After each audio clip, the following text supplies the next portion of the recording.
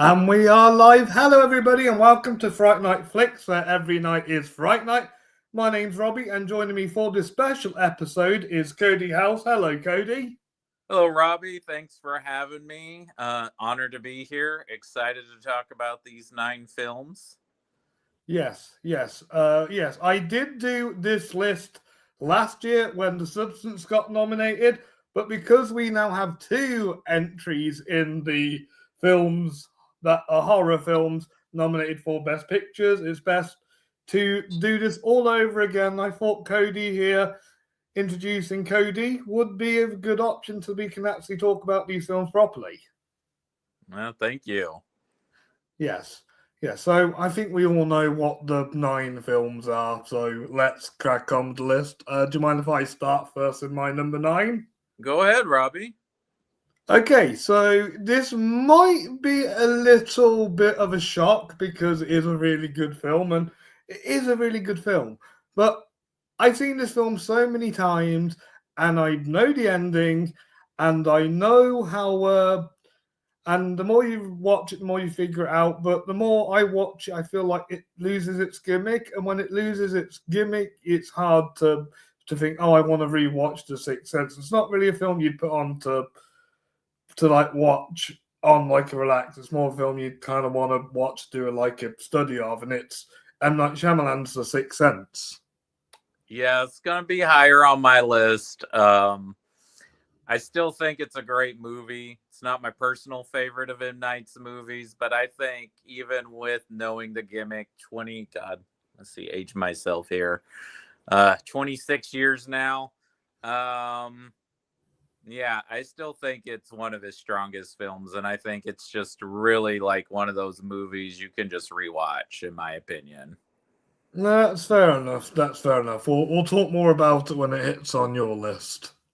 So you're probably not surprised what my number 9 is because it's the only movie on this list that I don't love. And that's Guillermo del Toro's Frankenstein. Like, as I've said before, the production design is phenomenal. The look is mostly phenomenal. But again, I feel like I might have liked this movie more if I had the luxury of seeing it on the big screen, because I feel like the Netflix streaming of it makes it look a little fake.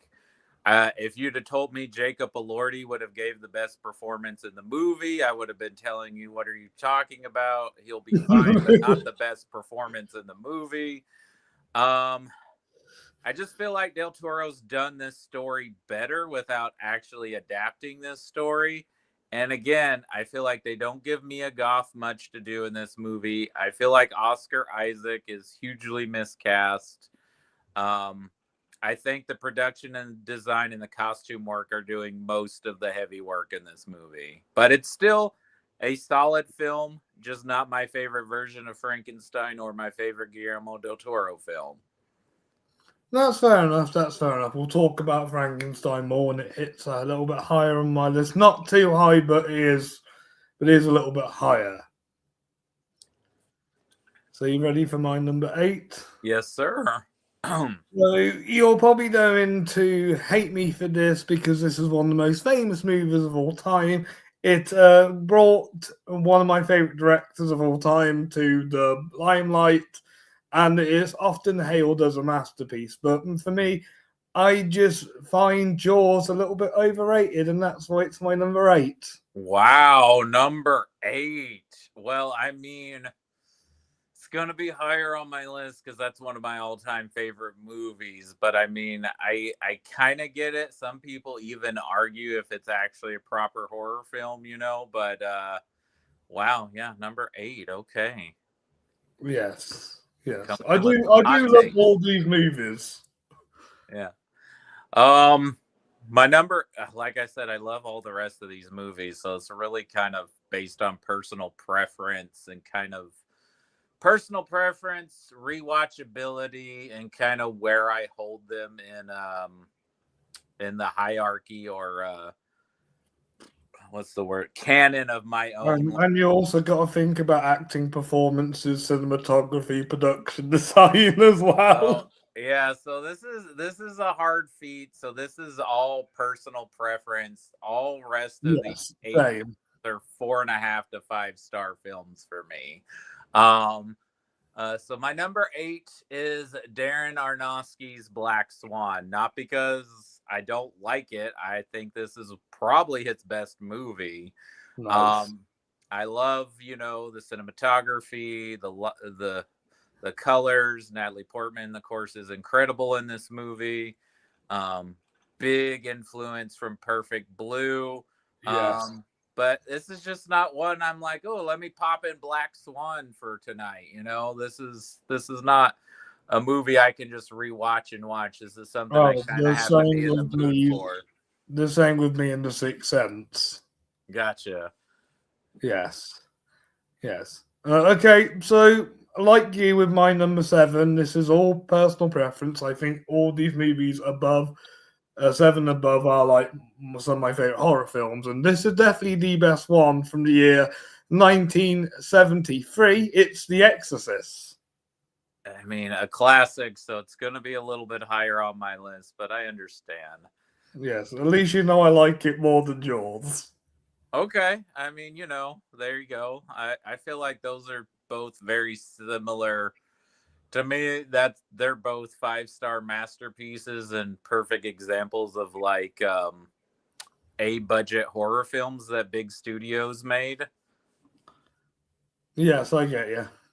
Okay, so my number 7 is one of the most brilliant, disgusting films ever made. I love the satire of it all. I love that, this director has made David Cronenberg mainstream in a way, and that was last year's Oscar-nominated film, The Substance. Still wish Demi Moore had won Best Actress, but Yeah. here we are. Mikey Madison was awesome in Eleonora.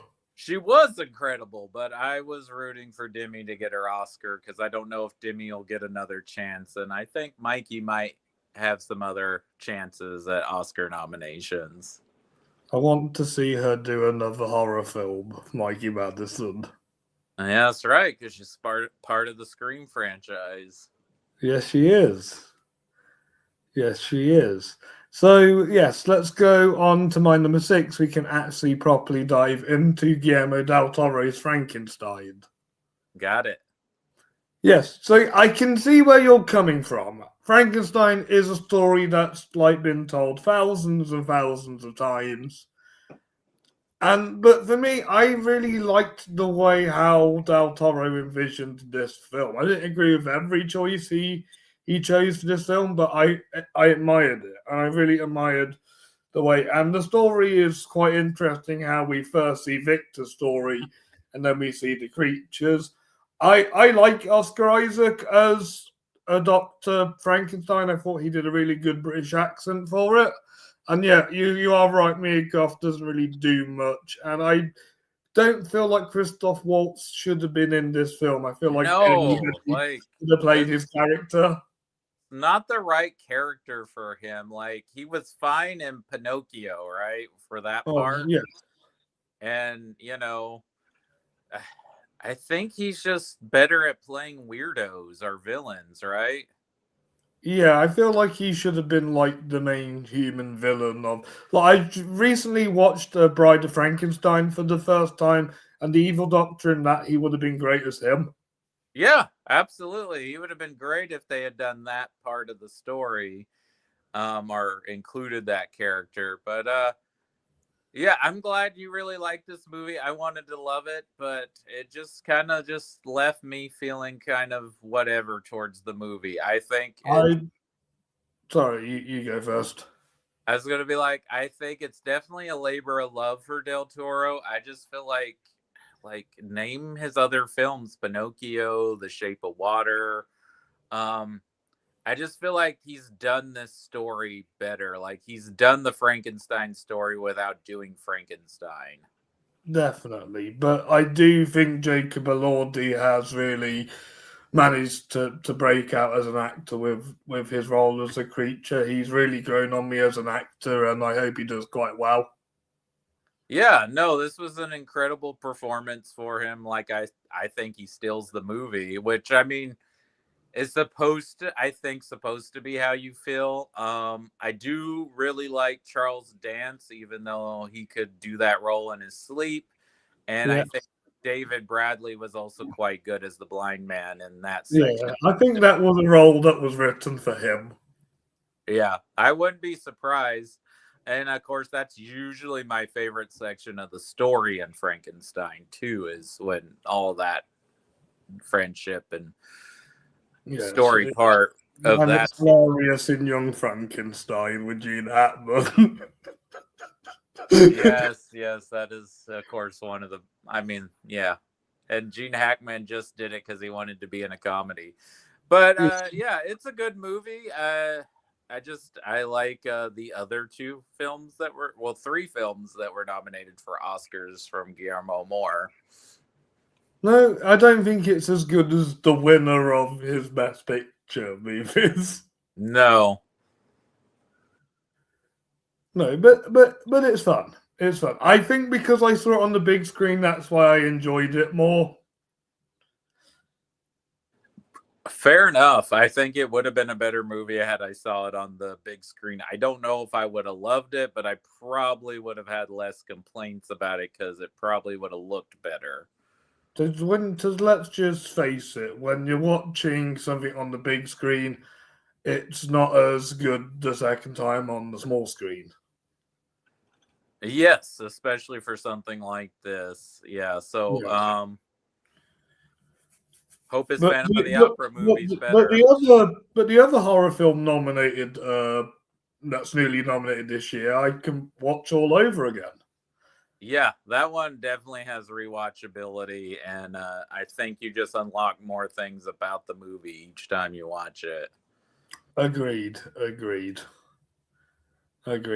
So that's all we need to talk about Frankenstein. If you want to see us talk more about this film, check out our other live stream. Yes. And so if we want to roll into my number 6, we can start properly talking about a movie.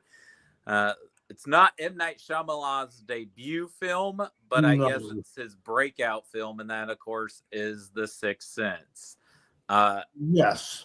Of course, like many who saw this film in 1999, I was blown away. Was just obsessed and shocked at how the movie ended. And, watching it again, you're like, well, where are the clues? Where do you figure it out? And, Yeah. you There's an start obvious noticing, one at the start of the film. yeah, you start noticing all the things you didn't notice because you were just locked into the story. Um, some people say this is his only good movie. I say that's malarkey, but I I can see. love I love Trap. I love Knock at the Cabin. I love Unbreakable. I love Split. I love The Visit. Yeah, there's a lot of solid movies, and I think he's really found his groove here in the last 10 years of his career.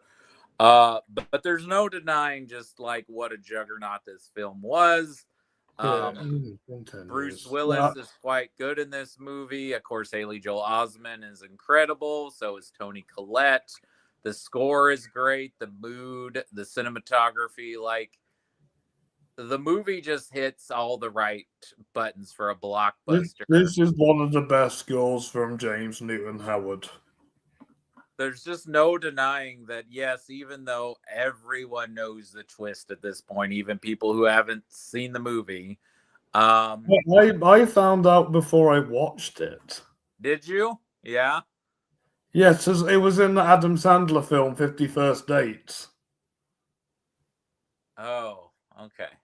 Are they Mm. watching it? Is it like one of the things? Yes, they have to watch it all over because of Drew Barrymore's memory condition. Okay, got it, got it. Yeah, because it was still a pop cultural reference at that point, 5 years after its release. Yes.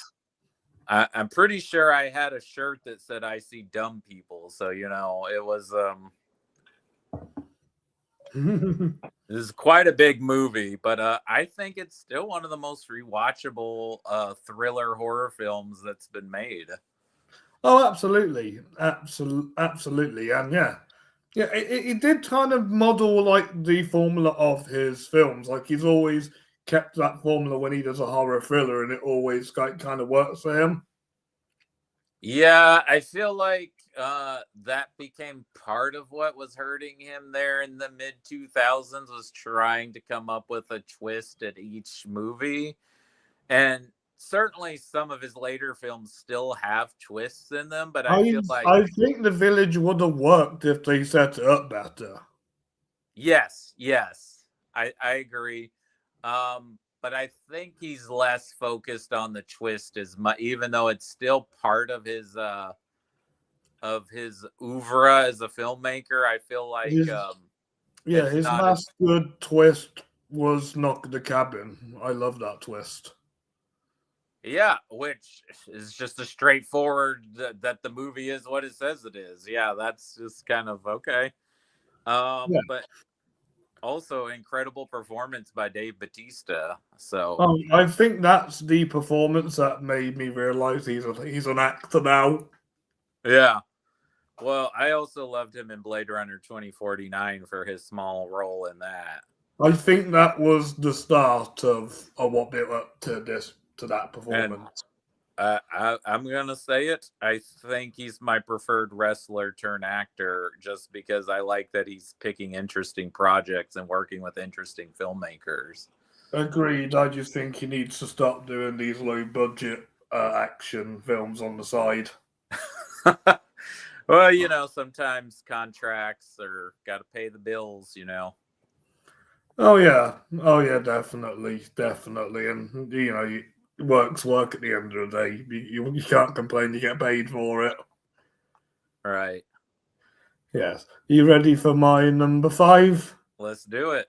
So we can talk about the Darren Aronofsky masterpiece that is Black Swan. Yeah. I kind of wish that he would achieve this heights again as a filmmaker. Yeah. There's just something about the 1-2 punch of the wrestler and Black Swan that may have been the height of, even though they're not very mainstream movies, those are probably like his 2 most mainstream films And he's it's ever funny made. because they both have similar plots.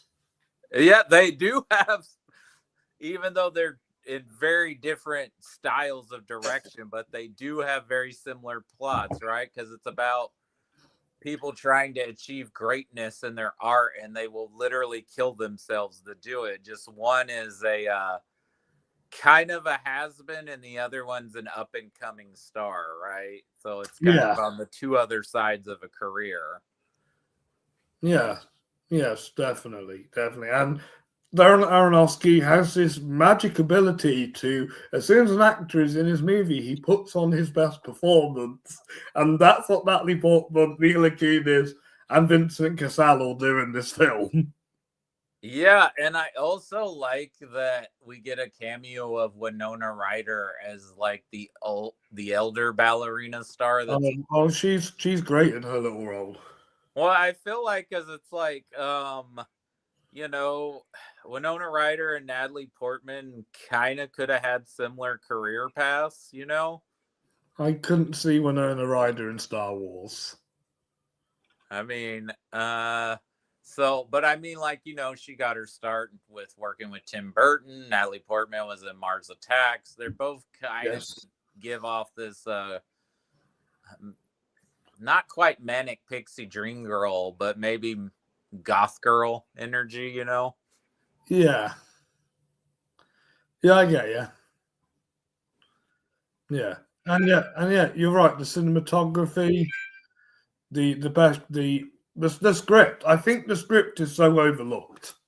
It is. And I still think this is Aronofsky's best movie, hands down, in my opinion. I don't think, and I like, he is a filmmaker I'm hot and cold with, and he's made some movies I really like, and he's made some movies that I'm like, yeah, that was okay.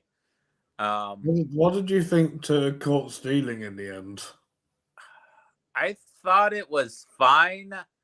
Spoilers for anyone who hasn't seen Caught Stealing, but I wish they had not have killed off Zoe Kravitz's character in the film. Yeah, spoilers. I wish they didn't kill off Matt Smith. He was quite good, yeah.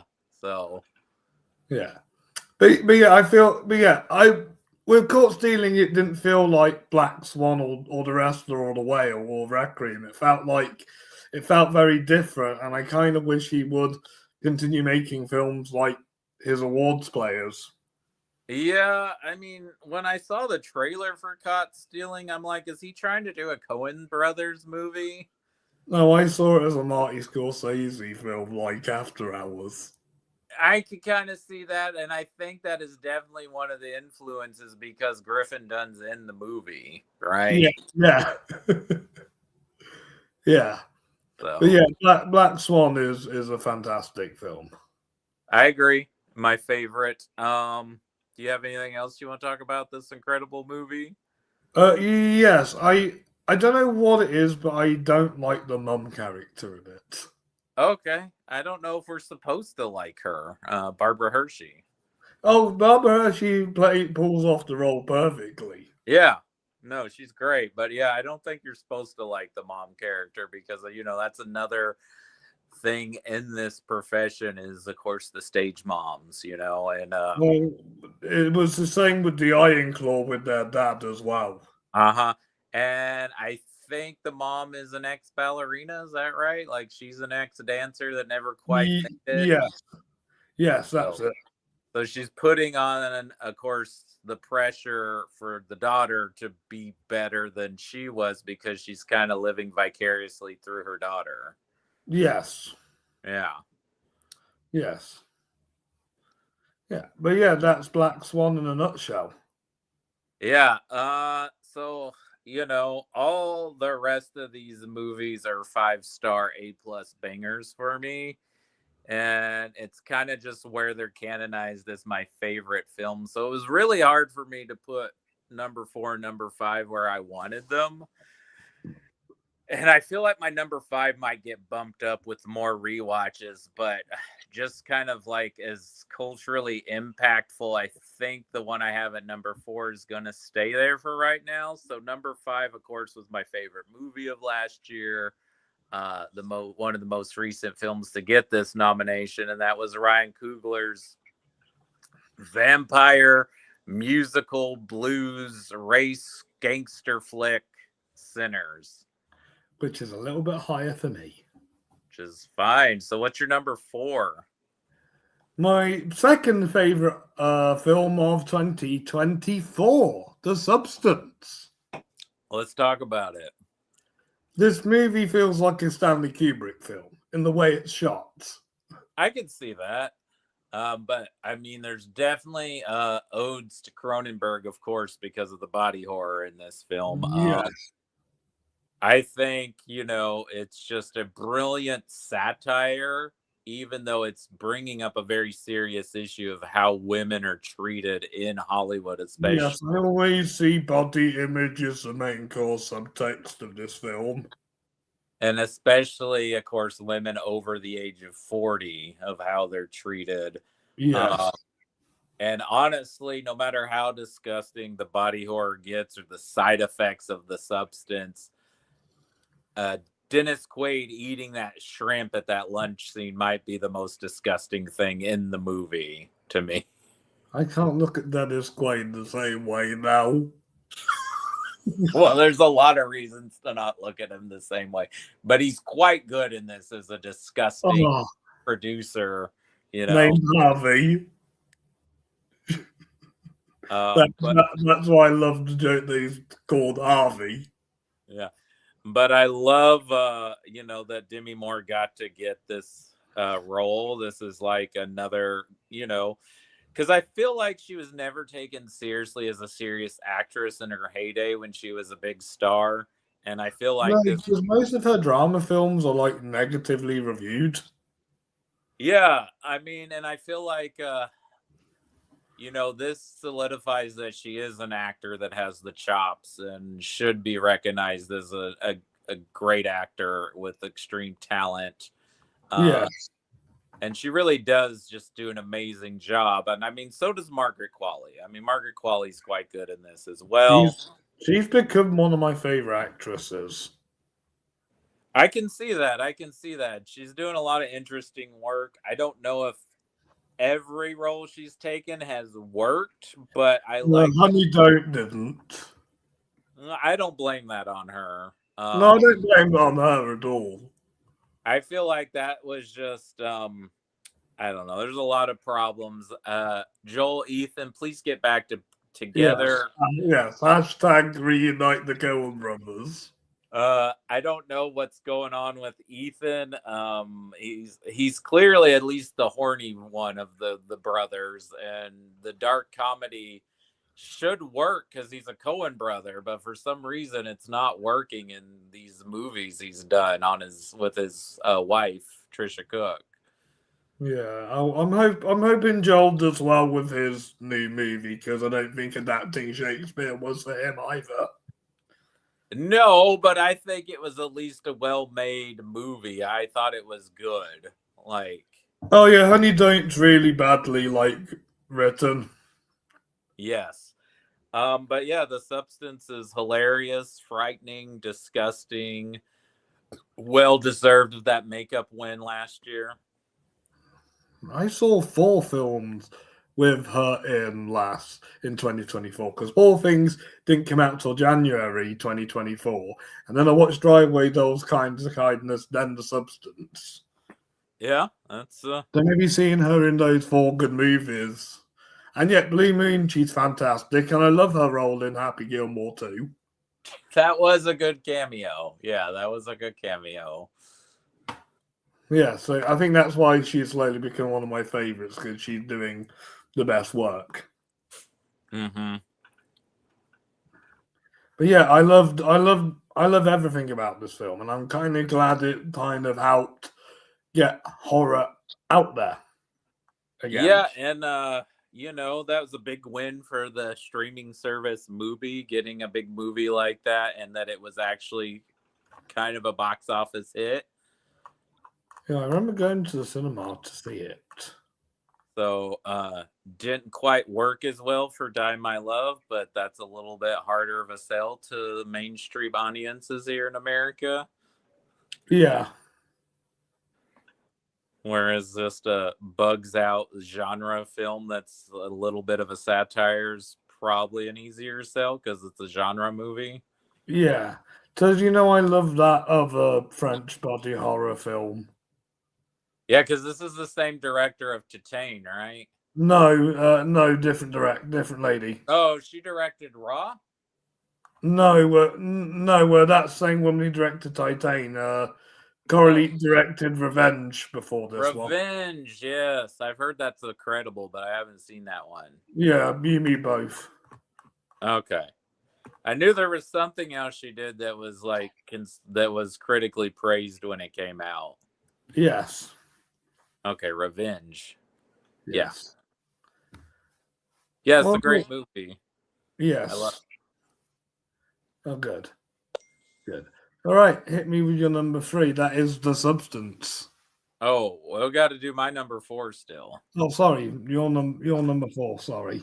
That's okay. My number 4. I don't know if this is my favorite film of this filmmaker's, but when you compare him to M. Night Shyamalan, I can kind of see that because I don't know, no matter how many great films he makes, this may still be the one people cite just because it kind of came out of nowhere because this guy was a comedian and it really hit the nerve, especially here in America, because it came out just right after Trump was first administration started. It's such a culturally relevant film even now. It's dark humor. It's just an incredible movie, and that's Jordan Peele's Get Out, which is a lot higher for me. Yeah, and I get that. That's because I have a lot to talk about with this one, but we can continue our chat about this movie. We just seem to love talking about Cody because my number 3 is Sinners. Yes, yeah, I love this movie. I love the score. I love how important music is in this story. Yes. I love how much lore is in this without us having to explain all of the backstory and lore. Yeah. Michael B. Jordan, incredible. These 16 nominations, probably all well deserved, though I probably would have given the best supporting actor nod to Miles Canton instead of the Agreed. great Delroy Lindo, but I get it. He's never been nominated before. This is more of like a lifetime achievement. You think Jack O'Connell will show up for the film that gets him nominated one day, don't you?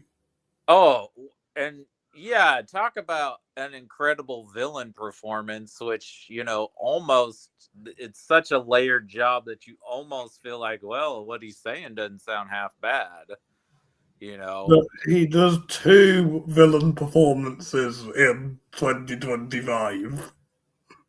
I mean, I guess one's just a teaser though, because the sequel is technically a 2026 Yeah, movie, but right? but he is the main villain in that movie.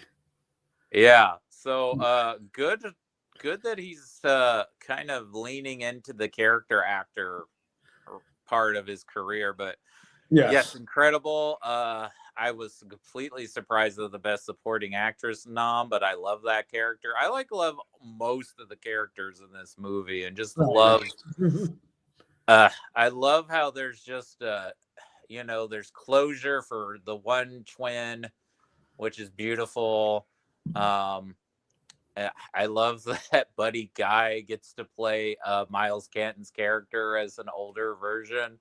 I guess being in Marvel for so long, he's like, we're gonna do this as a post Stinger ending instead of in the movie as a coda. It's hard to explain to people that this movie is about music because they instantly assume it's going to be a musical, or they're like, I thought this movie was about vampires.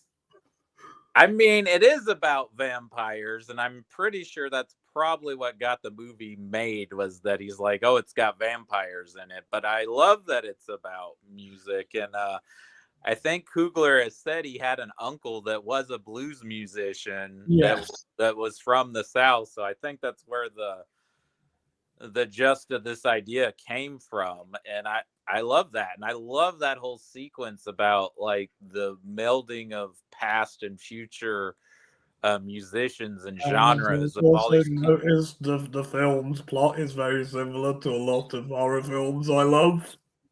Yes, I know that everyone's like, oh, it's just from Dusk Till Dawn. And then there's the whole thing reference. And you could even say of course, they're also playing on the whole Robert Johnson mythology too. Apparently, he was also inspired by Metallica's music as well. Well, yeah, you can. So if you it's in the score, of course, with Ludwig's score, especially with the whole vampire. There's like that whole metal portion of the score. But Yeah. if you go to Spotify, there is a playlist that Ryan Coogler has put, and of course, it's got a lot of blues music. It's got the film score. It's got a lot of Irish folk music. It's got a lot of different things, but it also has songs from Metallica and Alice in Chains in there. So I always see that rock and metal are just all stem from blues music. Especially just traditional rock and roll and a lot of metal. Yes, I mean, you can also argue metal comes from classical music too. Well, you could argue if you've ever listened to Black Sabbath's first album, you could argue it's a blues album. Yes, and I mean, you could make the argument that the Rolling Stones are nothing but a blues band. In a way, yes. So yes, blues is heavily, even country music is influenced by black culture and black music. So Well, yeah, yeah. I can see where you're coming from with that a lot. A lot. So, like, most of the popular music here in America comes somewhere deeply influenced from black music. Well, I love soul music. So, I mean, and that's what this film's commenting on, right? Is that white people coming in and taking black culture and changing kind of what makes what they do. But I love how the villain is one who was kicked out of his community as well. Yeah, I mean, yeah, because we have in the backstory. It's at the beginning. It talks about this gift. I forget what they call it, but it's an African and Native American culture, of course, but it's also an Irish culture, and of course, you know, I don't want to sit here and pick and been who's been colonized worse than who, but the Irish people were colonized by Britain, and so they have a little bit of trauma there as well. Yeah, why were my British ancestors such dicks? I don't know. They were trying to colonize everybody, Robbie. I know. No, I wouldn't hurt a fly. Yes, but yes, that is Sinners. Do you have anything else to say about this film other than it rules? Absolutely rules, and I still don't think it's going to end up winning the Oscar next Sunday night, but if it somehow wins for Best Picture, I'm not going to be mad at all. Is Michael winning Best Actor? Best actor is like completely up in the air right now. I feel like there's like it could go like three ways right now. Yeah. I don't think it's like not a possibility that Michael B. Jordan wins Best Actor. Yeah, I can see it, but it just Timothy's worked so hard. Yeah, he has. But Michael B. Jordan is 9 years older than Timothy Chalamet, so you know how the Oscars don't like giving Oscars to young men, so Oh yeah, but they gave it to a young woman last year. they always give it to a young woman. They love giving Oscars to young women. So it's I don't. just The yeah, weird. It might be a weird, creepy double standard going on there with Academy members. yeah. I think it sounds creepy. Because Adrian Brody is still the youngest person to ever win Best Leading Actor. Yeah, it doesn't make sense. No. I mean, Leo had to get attacked by a bear to get an Oscar. Speaking of attacking, what's your number 3? So my number 3 is an absolute stone cold masterpiece. The only one of these films that has actually won the award for Best Picture. And that's Silence of the Lambs. Right, we're going to be talking about this one a little bit later on. I figured so. So you're number 2. Oh, you've spoken about it already. It's Get Out. Get Out, incredible movie. So I looks like we were both kind of in the mindset of still giving Get Out putting it above Sinners. Well, the way I look at it is, in this current landscape we're living with horror, we have Get Out to thank for all this. Yes. Before Get Out, well, I don't really know many like horror, big, the odd one or two, but not a horror film as big as this one. Yeah, like it was critically praised. It was a huge hit. It was timely.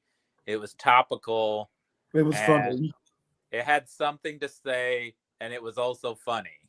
Yeah. And Daniel Kaluuya became a star. Yeah, Daniel Kaluuya is incredible in this movie. So is Lakeith Stanfield. Stephen Root is creepy. I think it was just brilliant for Jordan Peele to cast Bradley Whitford, who's famous for being in The West Wing. So, you see Bradley Whitford, you think, oh, there's this woke liberal white guy. And then Catherine Keener as the mom.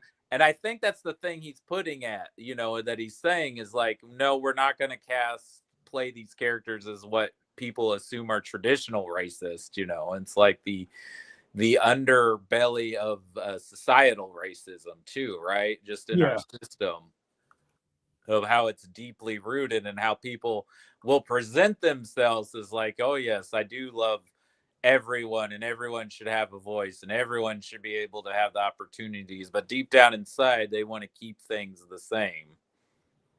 Yes, definitely. And yet, Caleb Landry Jones has also become one of my horror guys. I swear he's in like every horror film, or at least one a year. Ugh, gotta be like one of the skeezy. I don't know. I'm sure he's probably a perfectly nice person in real life, but he just seems like the skeeziest human when he's on screen. He's so good at playing like these scuzzy scumbags, and he was like in almost every Oscar movie that year too. Yes, he's in Three Billboards and The Florida Project. Uh-huh. Also maybe the creepiest cereal eating ever in a movie. Yes.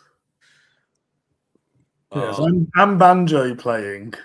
what homage to Deliverance. Deliverance, I'm sure, and of course it's about, a black guy who's dating a white girl, going to visit a white family, and just Yeah, I'll guess he's coming to dinner. but as a horror movie, and of course they live in the country. Yeah. Yeah.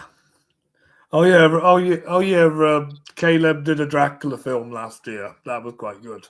Was he? Oh man, you're just doing a ton of Dracula here lately. Dracula, Frankenstein, the Invisible Man, the Wolfman. It's all coming back into fashion now. Okay, well, I am excited about Werewolf.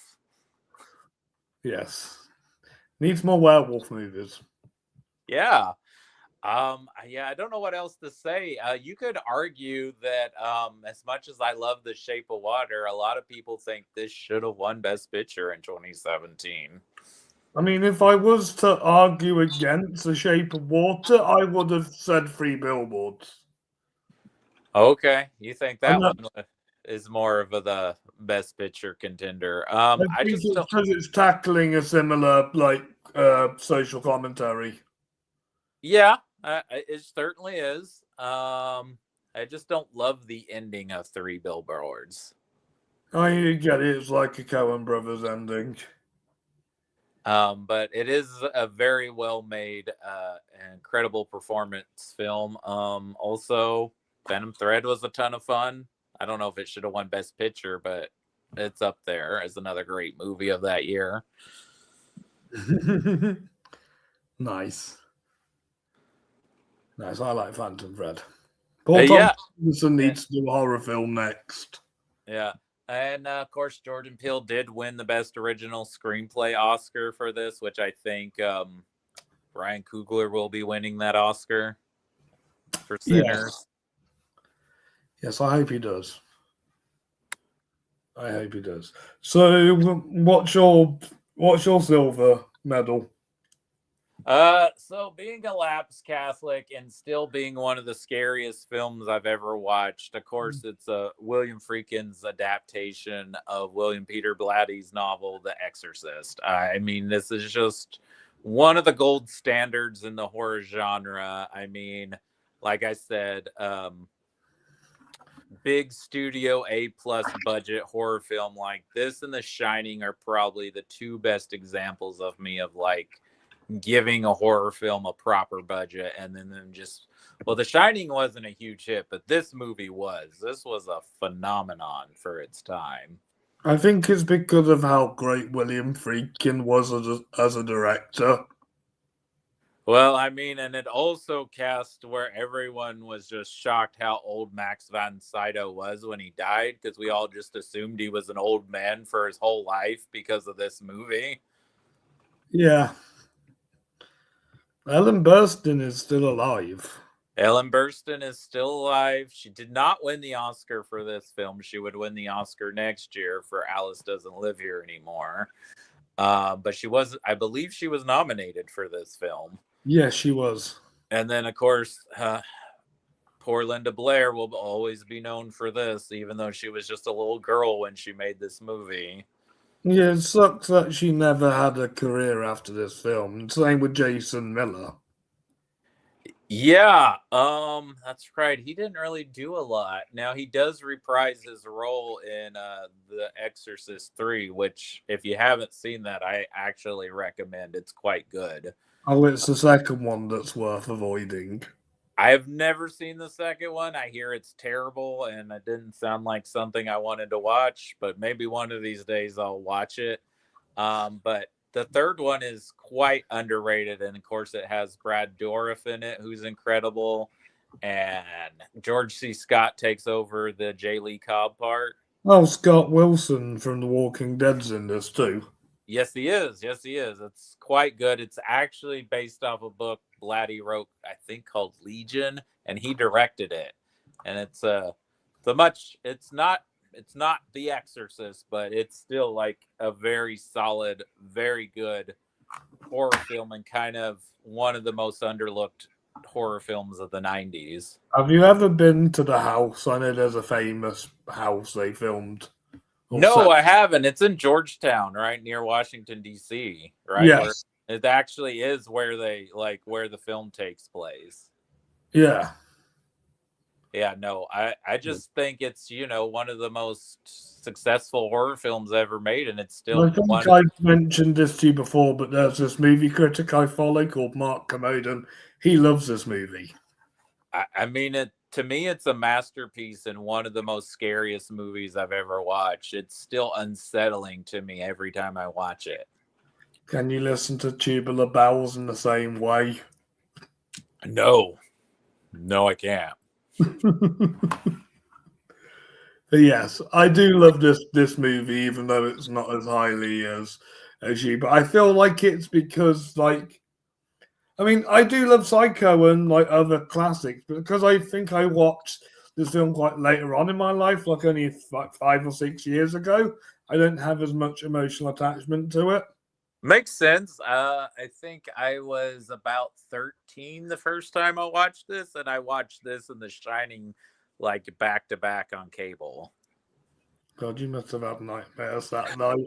I probably did, but both films had a huge impact on me and are still two of my all-time favorite horror films. And that's why it's one of your favorite genres ever.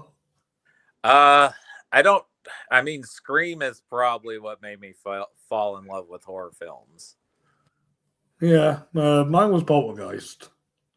Okay, that is a great entryway into horror because it's only PG, so it's kind of, even though it is, I think, a legit horror film, it's kind of like a good entry point because Yeah. it's just scary enough, but it's not too disturbing that it's gonna like make you never want to watch Yeah. another horror movie. Oh no, I jump at the tree bit and I laugh at it. Yeah, but if you saw it as a kid, you would have been like, "Oh my god, it's It was creepy." more the second time I watched it. It was in a class. I was in a classroom and they played that bit to like describe creative writing and I kept jumping at it even though I knew what was gonna happen. Yeah. So yeah, but yeah, I'm more into disturbing horrors than jumpy horrors, if you get what I mean. Yes. Yeah. Gotcha. Oh yeah. All right, and that is all you want to say about The Exorcist? I mean, it's just it's just one of the most amazing films, and probably one of the few like no one's gonna argue this is not a horror film on this list. Like there's not really, you can't really say, well, it's a religious drama or a thriller. Like some of these you could argue like how much of a horror film are they, but no, this one is a I'd true. say Sinners, The Substance, Frankenstein, and The Exorcist are probably the closest to proper horror. Right. Yeah. But yeah, you could easily say Get Out, Silence of the Lambs, Black Swan, and Sixth Sense and Jaws are more thrillers. Yeah, you could make that argument. Yes, you could. Yes. But if we were to count thrillers, we'd probably have to count 5 more movies. Probably. But yes. You ready for my number 1? Yep. And it is the only film to win Best Picture. It's The Silence of the Lambs. I mean, what's there to say at this point for I think they're celebrating their 35th anniversary this year. I mean, they just knocked it out of the park. A movie that famously, I guess the late Dino De Laurentiis is probably still kicking himself in the foot that he passed on producing this movie because of Manhunter not being a huge hit. The various things of what ifs of what this movie would have been. but just the lightning in the bottle of Anthony Hopkins as Hannibal Lecter. Even though Anthony Hopkins was a known actor before this role, Yeah. this made him a superstar for the rest of his career. And I think he's only on screen for 17 minutes. I think it's under 20 minutes of screen Yes, time. it's one of the shortest best actor performances. But I mean, he steals the movie. Many people still cite him as the greatest on-screen villain in movie history. It's chilling. Um, And he's not even the main villain of the film. no, he's not even the main villain of the film. And then, of course, the incredible Jodie Foster. That was just uh, spot on casting. And I think as much as I kind of enjoyed the grossness and guilty pleasure fun of Hannibal, her presence is missing in that film. Agreed. I like Julianne more, but nobody beats Jodie. No, and I mean, I love how Jonathan Demme and the cinematographer, who's also the same cinematographer for The Sixth Sense, kind Yes. of shoot this film from her perspective. So we're kind of getting the male gaze pointed back at us on camera because, and especially in that scene, the scenes with Chilton and Hannibal, and even the scene with her in the elevator with all those other guys, and they're so much taller than her. Yes. This movie would go on to inspire a league of copycat serial killer thrillers. None of them quite as good as this movie. The one that comes closest is David Fincher's Seven, which is it's a little different than this movie, but Yeah, definitely. Definitely. And let's talk about Ted Levine. Ted Levine, who would never want to play another part like this, he would pass them on almost every time because he didn't want to be stereotyped in this role as Buffalo Bill.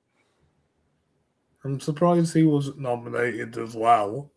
Yeah, it is crazy. Now, do you know what other two films share what this film won? Because this is one of three films that won all five of the major categories at the Oscars: Yes, picture, because, director, actor, actress, and screenplay.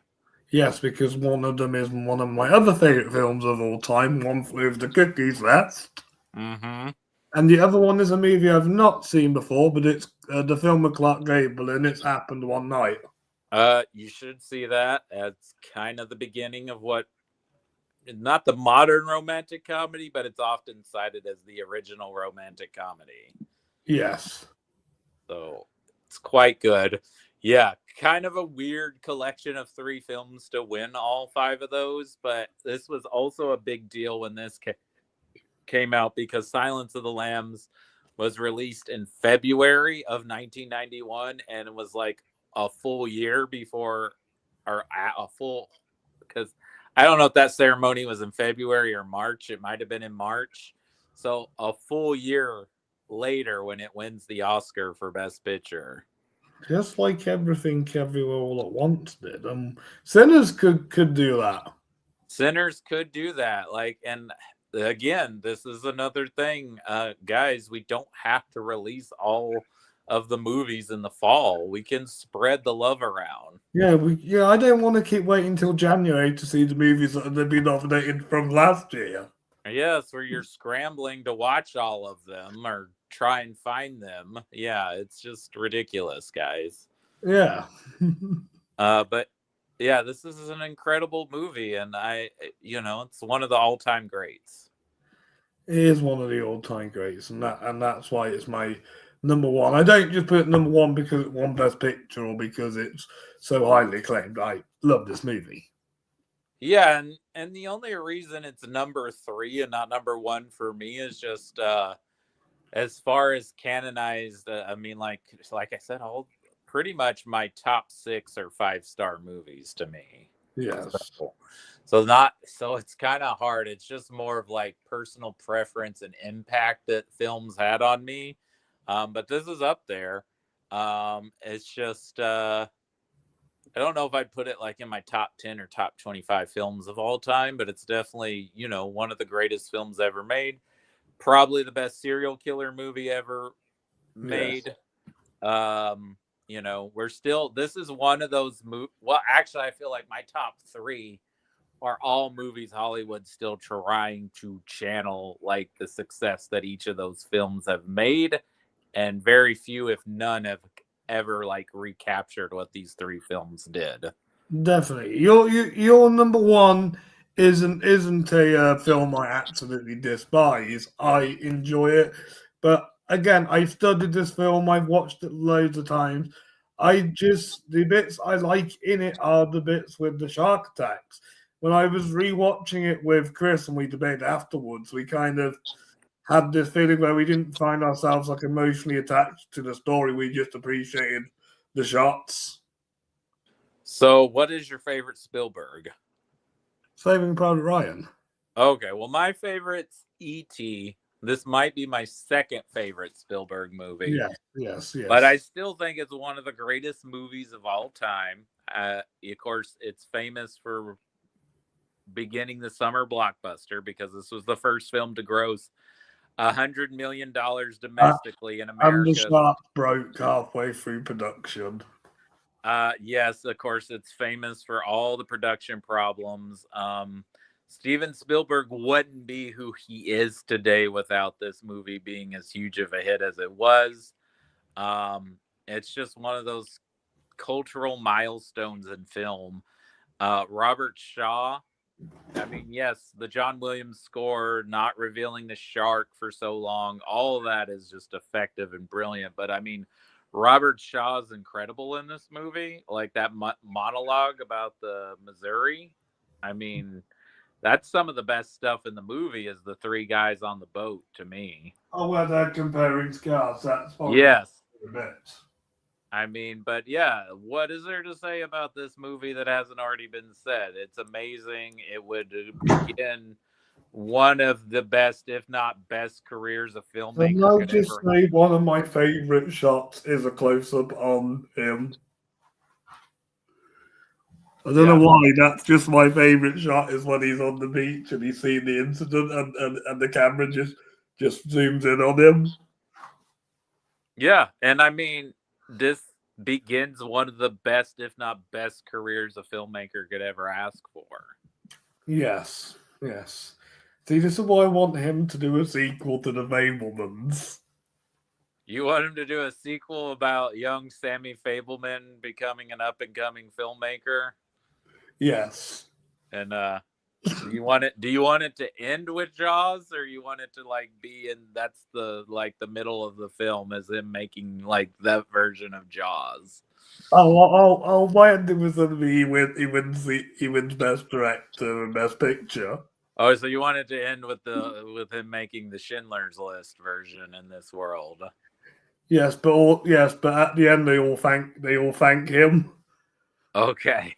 like they did at the Oscars that year. All right. Okay. But yeah, Jaws is one of my all-time favorite movies. It's up there. It's just it's a masterpiece, and I love it. Yes, I'm the same with Silence of the Lambs. I love it. Well, I love that movie too. Yeah. I mean, Yeah. So the question I wanted to ask you is, what movies would you have loved to have seen be nominated for Best Picture that were horror films?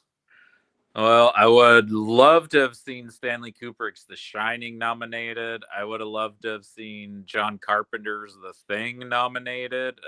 Ridley Scott's Alien. Yeah.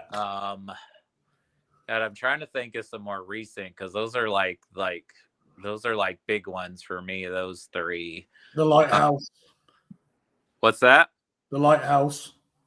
The Lighthouse. Yeah, Robert Eggers. I could have seen any of his films getting a nomination. Nosferatu, I could see. Oh, Francis Ford Coppola's Bram Stoker's Dracula. I would have loved to have seen that got a Best Picture nomination. Yes. Psycho. Yes, of course. If we're gonna go even further back, yes. And I think going to 1976, they missed a trick with Carrie and the Omen. Yes, I mean, I talked about how The Exorcist, Jaws, and Silence of the Lambs, the very few movies they've tried to recapture what those movies did. The Omen would be one of the exceptions to the rules. They're kind of capitalizing on the success of The Exorcist, but doing something different. Yes, agreed. Yeah, The Omen is very much another one perfect example, and them getting Gregory Peck of all people to be the lead in that movie, is yeah, that's a huge milestone. Oh God, thinking a diploma, because it's kind of hard of like, besides Carrie, what's actually a true horror film? Because most of his stuff is I've probably considered more thriller. Yeah, I mean, I love Dressed to Kill. Dressed to Kill, Body Double, a Blowout, Sisters, all that's kind of just peak Brian De Palma greatness. Let the right one in. Should have got a best international Yes, feature. that's a great nomination. vampire movie. Would have loved to have seen that get a nomination. Shoo, man.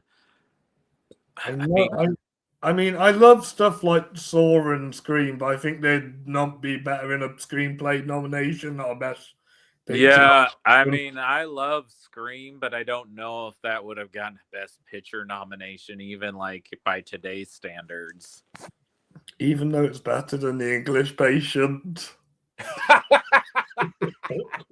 Well, I mean, I'll definitely have watched Scream more than I've watched The English Patient. I've only seen The English Patient twice, once in 2020 and more recently, and another more recently. You've seen it one more time than I have. Gosh, but I mean, I am trying, but Let the Right One In is, that's the most recent one so far. Like, I'm trying to think of what other, I loved I Saw the TV Glow, but that had no shot at getting a Best Picture nomination. Jeez, what other great? There's so many great horror movies. I don't know. Those are probably the biggest ones for me. Pearl should have been nominated, and The Menu. Yeah, I definitely could have seen Pearl getting an Oscar nomination. The best actress it should have. Oh, I would have loved to have seen a Dr. Sleep nomination, honestly, from Mike Flanagan. Yeah. I think what he did with that movie was incredible. Yeah, for what he did on that film was quite good. I just found it a little bit too slow. Which that's what a lot of people say about his work, but I just thought that was one I watched last year for the first time. Whatever Happened to Baby Jane from the 60s. Yeah, I know a lot of people love that. I have never seen that, but I know that's another like big kind of like one of the all-time great horror films that people cite. Yes, and if we're going back before the Oscars, but the original Nosferatu. Yeah, the Nosferatu, Cabinet of Dr. Caligari. I think the James Whale Frankenstein films honestly deserve an Oscar nomination. Absolutely. Those are incredible horror films. And if we're going on BAFTAs, they could have nominated a lot of Hammer horror films. Yeah, and probably more sci-fi, but Invasions of the Body Snatchers. Yeah. Either the 50s or the 70s version. And Aliens should have got nominated. Yeah, I could see Aliens getting a nomination. It got a Best Actress nomination. Would you count Mulholland Drive as a horror?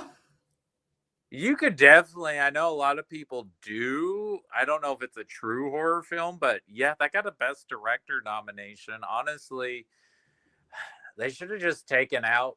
I know it won the Oscar, but you should have just taken out A Beautiful Mind and put Mulholland Drive in. Yeah. You should have nominated Ron Howard in '95 and gave him the Oscar for Apollo 13 instead of giving it to Mel Gibson. Yeah. Yeah.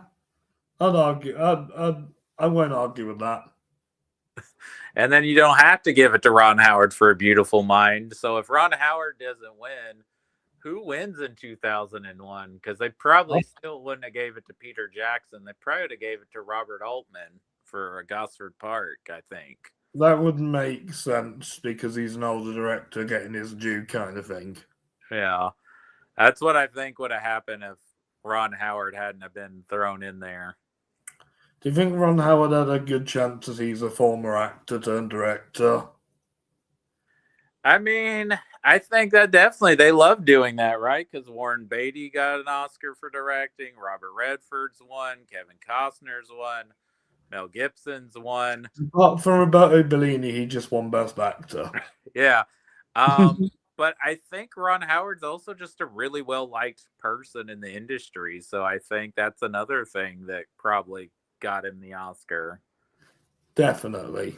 And I think a lot of people really loved that movie at the time. Look, it's a good movie. I don't hate A Beautiful Mind. I just, No, it's a beautiful movie. but if you look back and it's like it's up against Fellowship of the Ring, Moulin Rouge, In the Bedroom. And Gosford Park? Like, I like all four of those movies more than A Beautiful Mind. I need to see In the Bedroom and Gosford Park. They're both great. And then, of course, they didn't even nominate Todd Field or Baz Luhrmann. They nominated David Lynch and Ridley Scott for Mulholland Drive and Black Hawk Down for Best Director. I bet the Black Hawk Down nomination was an owed nomination Because he didn't win for Gladiator when Gladiator won Best Picture? Yeah. Maybe, which I love Gladiator, but I still think I should have went to Crouching Tiger, honestly, for both director and picture. No, I get what you mean. But Ang Lee now has 2 Oscars for Best Director, so. Yeah, but he's awesome. He is. Yes. But yes, shall we run down the Best Picture nominees? Absolutely. Yeah. My number 9 was The Sixth Sense. My number 9 was Frankenstein. My number 8 was Jaws. My number 8 was Black Swan. My number 7 was The Exorcist. My number 7 was The Substance. My number 6 was Frankenstein. My number 6 was The Sixth Sense, and that wasn't on purpose. That's just where it lied for me. I believe you. My number 5 was Black Swan. My number 5 was Sinners. My number 4 was The Substance. My number 4 was Get Out. My number 3 was Sinners. My number 3 was The Silence of the Lambs. My number 2 was Get Out. My number 2 was The Exorcist. And my number 1 is The Silence of the Lambs. And my number 1 was Jaws. Wow, we didn't have a crossover this time. Did not have a crossover. I think we had the same 3 in the top 5, though. Yeah. Although I bet if we did this with Justin, he'd put Frankenstein at number 1. Did he really like that? Yeah. When I asked him what was his favorite films of this year, last year, sorry, Frankenstein was his number 1. Oh wow! Okay, I knew I skimmed the list you sent me. I didn't realize Frankenstein was number 1 though. Yeah, crazy. But I mean, he has his taste, and that is it was better than his number 2 choice, Borderline. No disrespect to like Eric Dane, but I didn't like that movie. I haven't seen that one, so I don't know. Yeah, you're not missing too much. Okay.